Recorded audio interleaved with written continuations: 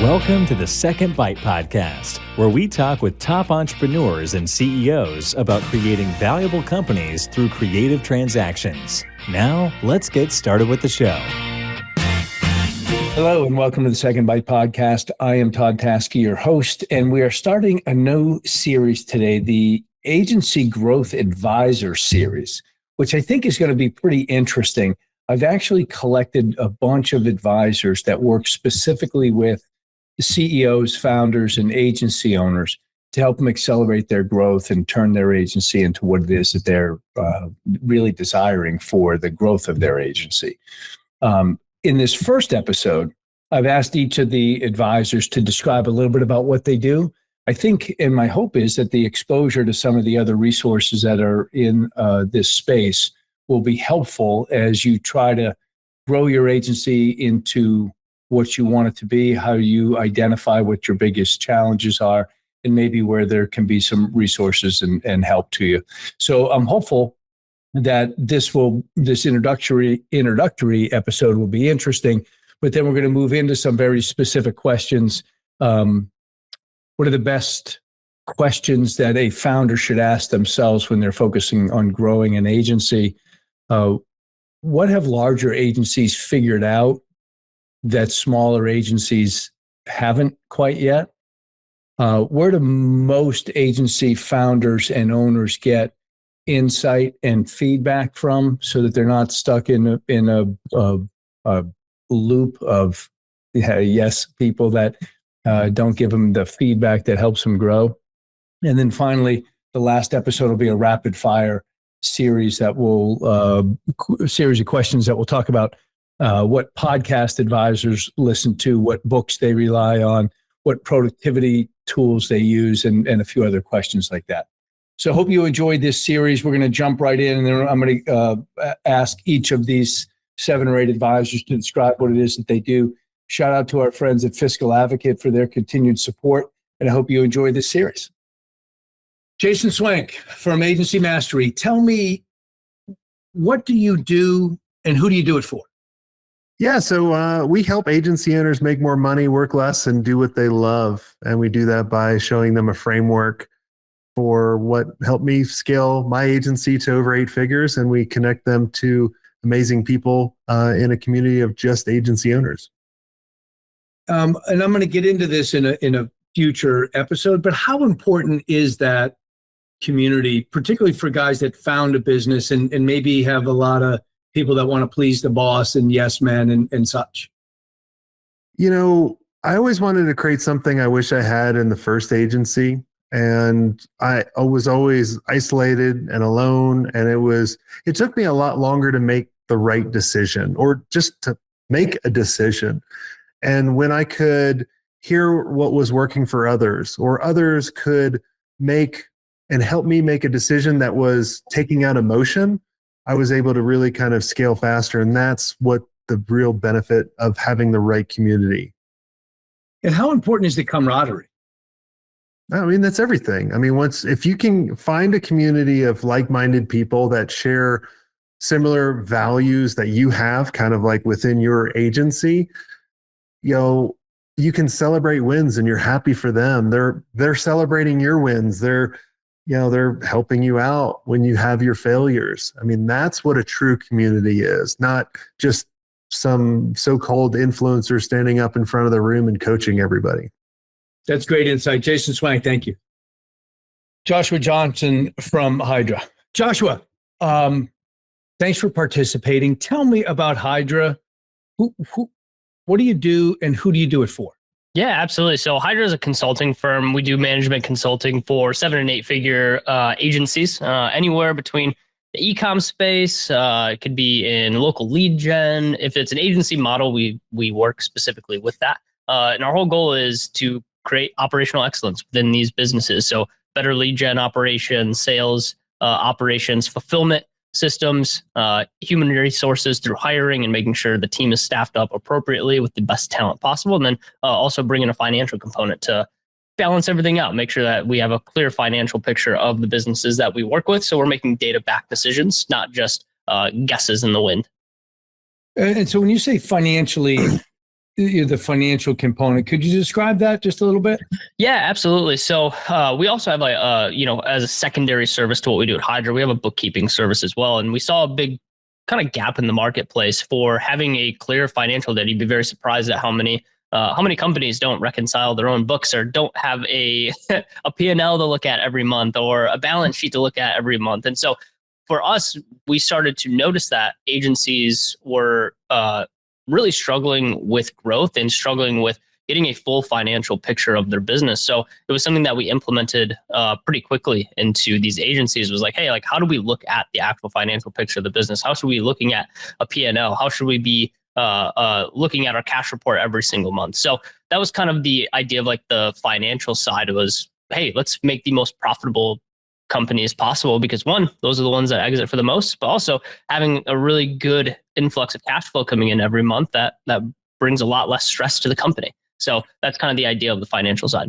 And what do you think surprises your clients the most once they start to get a handle on their P&L and their balance sheet? Yeah, it's funny because, expenses that they didn't even know that they were paying for sometimes come up. And so we're able to actually minimize the amount of operating expenses inside of the company. And, they have more profit left over, whether that goes towards distributions or more, bonuses for the team, starting to pay the team more. There's sometimes those hidden costs that we're not even aware of. So I think that is sometimes, the big glaring picture. And sometimes it's, hey, like we haven't even been looking at our P&L. We know what top line revenue is, but we don't know what comes to the bottom line. And it's just kind of whatever's left over. And so for us, like, we don't want our agencies playing a guessing game. We want to, show people that, like, hey, when you make data backed decisions, you're more apt to grow.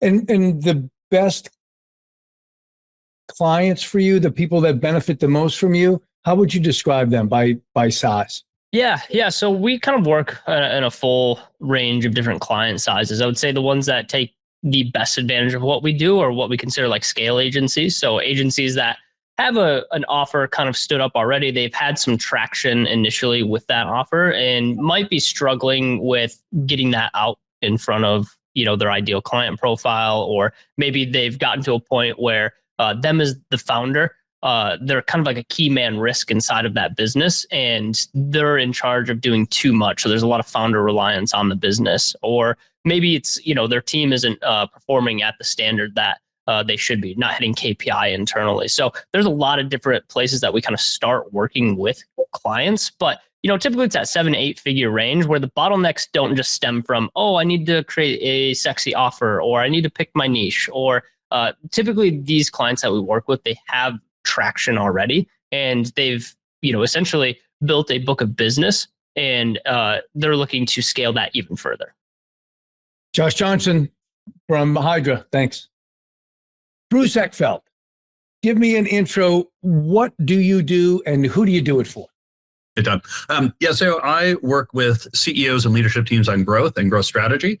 So it's really kind of figuring out how are we going to win in the market? What's our niche? And then I really drive into what is the operational model that's going to help you execute, build out a roadmap for that, helping them figure out how do they really implement that strategically.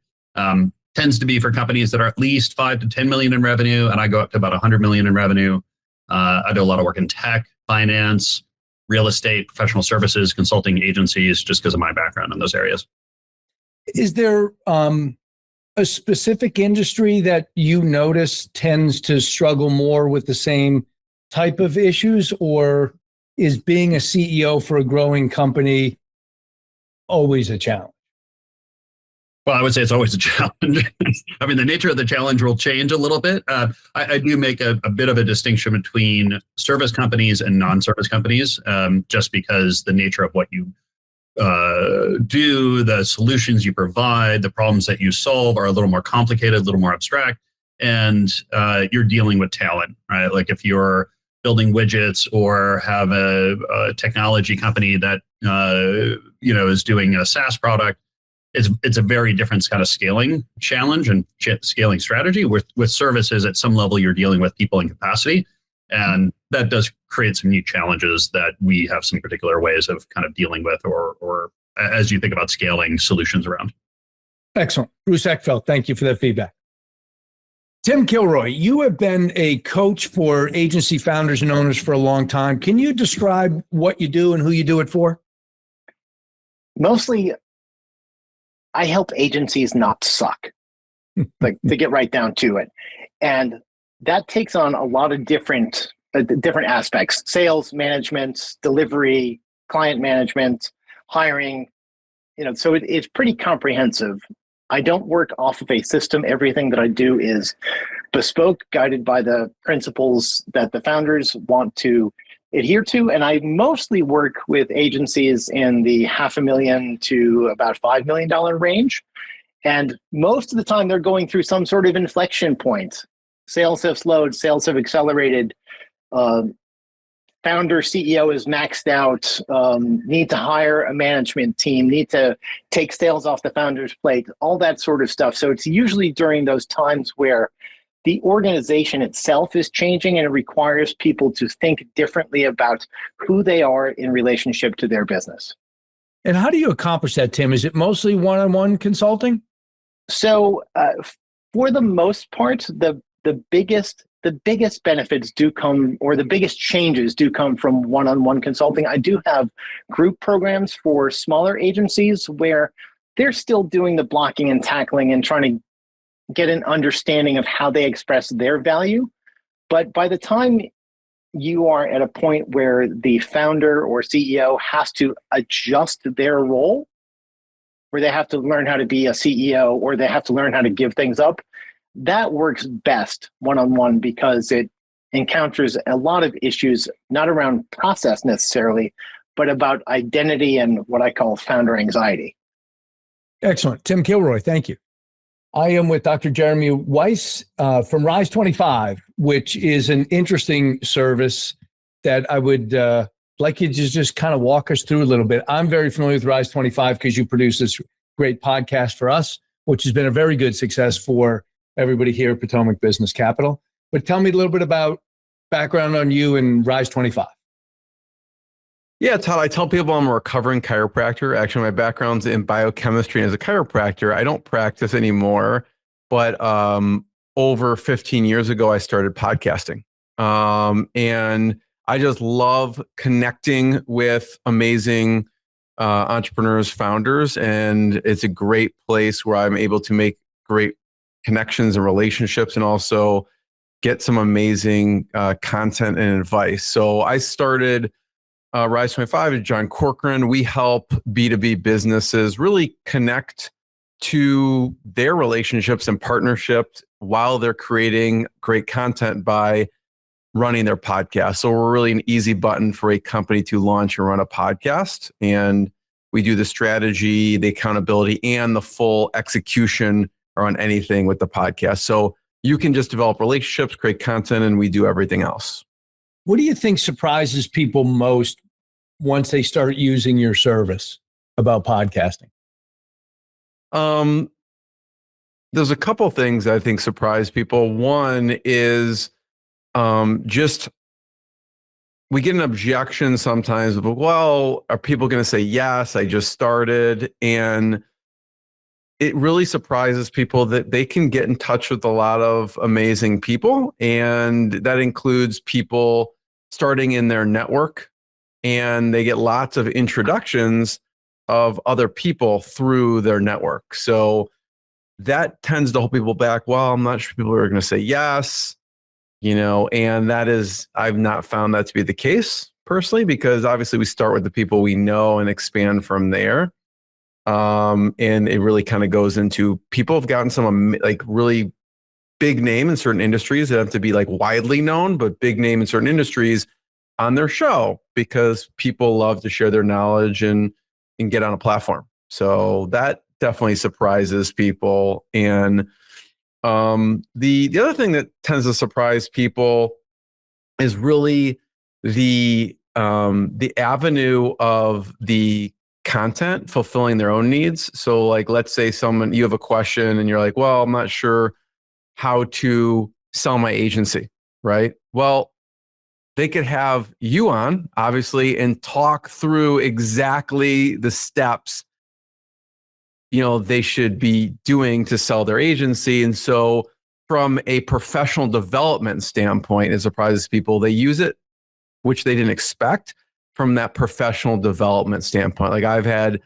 okay, I'm not sure, as far as building a sales team. Well, I could have the foremost expert on my podcast on building a sales team and bring them on to talk about it. So, which I've had Ali Mirza on to talk about that. And I think Ali too. So those two things really surprise people.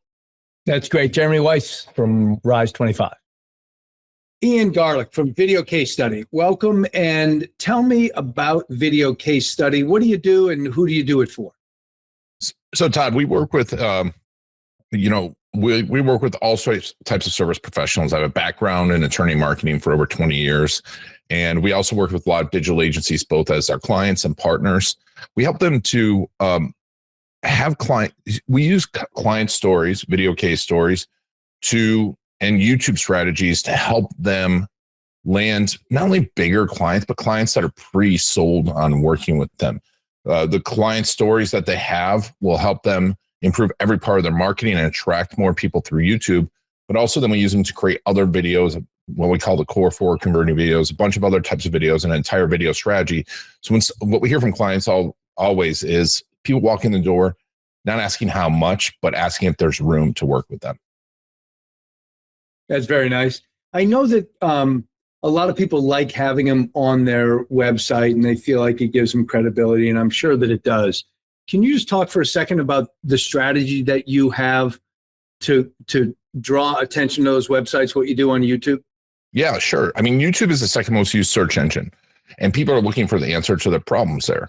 For every minute someone spends on your website, they're going to spend 10, 15, 20 minutes on YouTube researching the problem.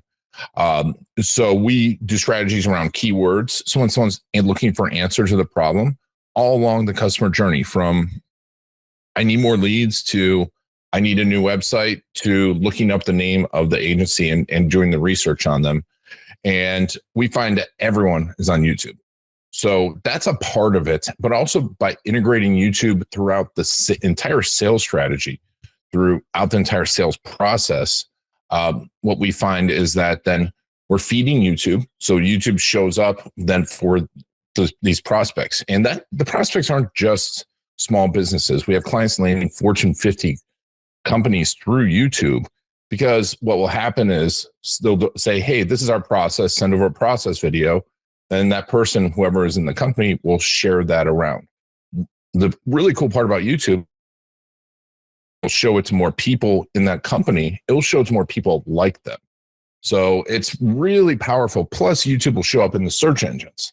So if we're answering all the problems through stories, people will remember us, they'll watch more, get more view time, and people will remember, so that you really stand out and become the only choice. Ian Garlick from Video Case Study. Thank you for your insight. My pleasure. Aaron Levenstadt from Agency Alliance. You have built a successful agency and sold it. Now you're running Agency Alliance. Tell me who you serve and what you do for them. Yeah, so we basically are serving digital agency leaders, typically owners and anybody else at the firm that's in a leadership capacity. And these folks have got to be looking and wanting to scale their firms. So as opposed to just kind of running like a lifestyle firm, nothing wrong with the latter, but that's not really who the community is for. It's for those folks that are interested in scaling and going through the hard work, the valley of the shadow of death that they have to cross to scale this. Right. Like the Oregon Trail, when you get to California, it's glorious, but it is a tough road to get there.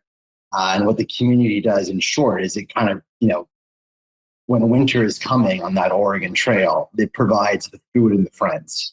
So you got your peer network, you got your advisors, which are exited agency owners that have scaled and sold, and you've got marketing and lead gen around the whole thing. And when you say you've got, those advisors and so forth, describe that for me. Yeah, so there's basically a network of exited digital agency owners that I've been very fortunate to both lean on and put together for this endeavor, and have leaned on in the past. And they've kind of come to it with me, and they're basically there to help support in any way that they can, pay it forward.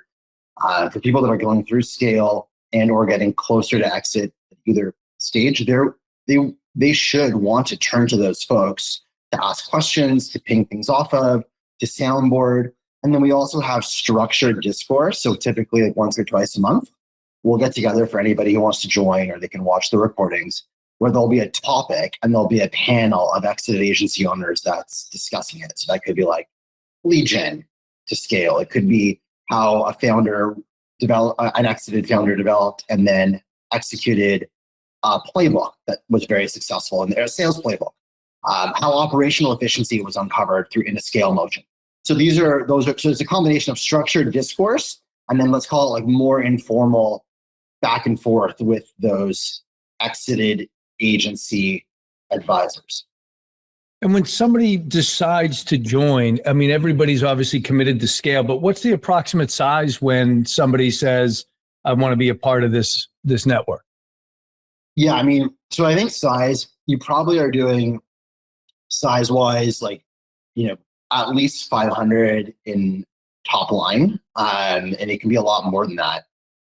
So I mean, that's probably that's kind of like that minimum. And I'd say that the minimum criteria, so to speak, is really less about that revenue number and much more about your mentality. So again, kind of going back to the idea that some folks just don't want to do that. They don't want to, and there's nothing wrong with that. They just don't want to scale their agencies, and they don't want to scale them in order to sell them. They want to, kind of the analogy might be something closer to like they want to be the woodcutter that goes out to cut the wood and put the wood on their back and take it through town and sell it in the market and go home to sleep and do it the next day. But that person is not, if that's what they want to do, again, no judgment. That's just, they're optimizing for something different than building, running, scaling, and eventually selling a sawmill. These are two very different things. So it's really about what state of mind the leader of the firm or leaders of the firm are in. Woodcutter, or want to develop, operate, and eventually, have a wealth building asset that they can sell on the sawmill. Aaron Levenstadt, thank you for that feedback. Thanks for listening to the Second Bite podcast. We'll see you again next time, and be sure to click subscribe to get future episodes.